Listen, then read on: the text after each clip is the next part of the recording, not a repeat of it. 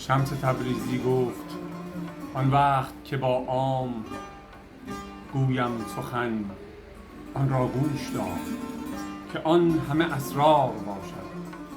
هر که سخن عام مرا رها کند که این سخن ظاهر است، سهل است از من و سخن من بر نخورد.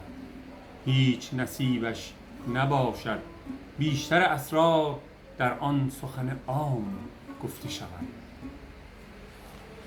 عرصه سخن بستنگ است، عرصه معنا فراخ است. از سخن پیشتر آ تا فراخی بینی و عرصه بینی. هنوز ما را اهلیت گفت نیست، کاش اهلیت شنودن بودی. تمام گفتن می باید و تمام شنودن. بر دلها مهر است، بر زبانها مهر است و بر گوشها مهر است.